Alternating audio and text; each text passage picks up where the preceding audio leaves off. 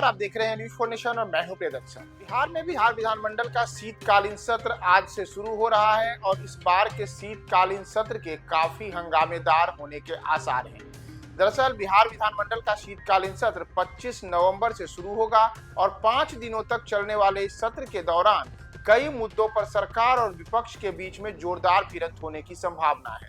दरअसल अगर हम बात करें बिहार विधानमंडल सत्र के ठीक पहले 2 दिन पूर्व की घटना की, यानी कि जब बिहार में 4 विधानसभा सीटों के उपचुनाव के नतीजे आए और चारों पर राजद सहित उनके सहयोगी दलों का सुपड़ा साफ हो गया, तो इससे एनडीए का जोश हाई है।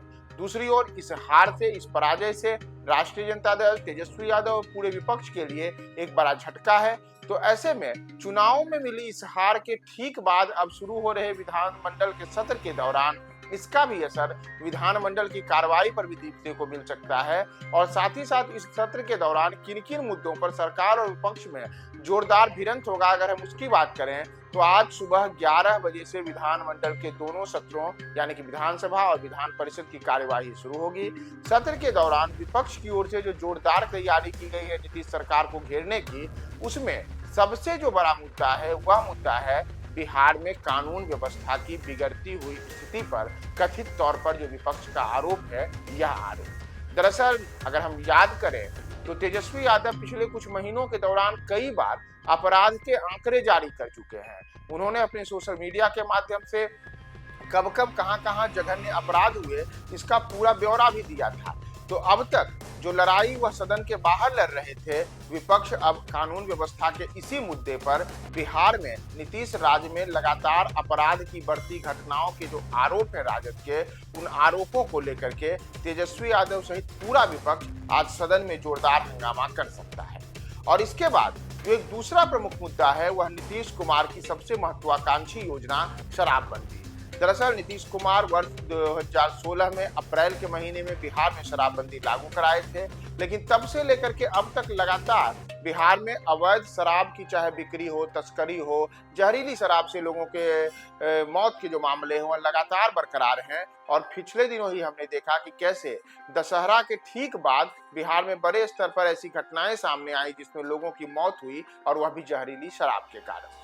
तो नीतीश सरकार को एक ओर तो जहां कानून व्यवस्था के मुद्दे पर विपक्ष घेरेगा, वहीं दूसरी ओर शराबबंदी का मुद्दा भी नीतीश सरकार के लिए गले की फांस बन सकता है। इसी तरीके से बिहार में स्मार्ट मीटर जो है, यानी कि आपके घरों में जो बिजली जलती है, उस बिजली के स्मार्ट मीटर को पहले से ही तेजस्वी सहित पूरा विपक्ष चीटर बचा चुका है। तो यह स्मार्ट मीटर नहीं बल्कि चीटर मीटर है। तो इसी स्मार्ट मीटर के मुद्दे पर नीतीश सरकार को एक बार फिर से विपक्ष को सदन में जवाब देना पड़ सकता है। और साथ ही साथ पिछले कुछ दिनों ही जो शुरू हुआ है भूमि सर्वेक्षण का मुद्दा, यह भूमि सर्वेक्षण का भी मुद्दा अब इस बार सदन में काफी हंगामा खड़ा कर सकता है और इसे लेकर के भी नीतीश सरकार को विपक्ष जोरदार तरीके से घेरने की तैयारी में है। इस पर भी काफी हंगामा देखने को मिल सकता है। तो इन तमाम मुद्दों को लेकर के विपक्ष की एक बड़ी तैयारी देखने को मिल सकती है सदन में। और इसी को लेकर के सदन में अलग अलग तमाम विपक्ष के नेता हैं, वह आज से 5 दिवसीय सदन शुरू हो रहा है। इस दौरान सदन की कार्यवाही में बाधा उत्पन्न हो सकता है।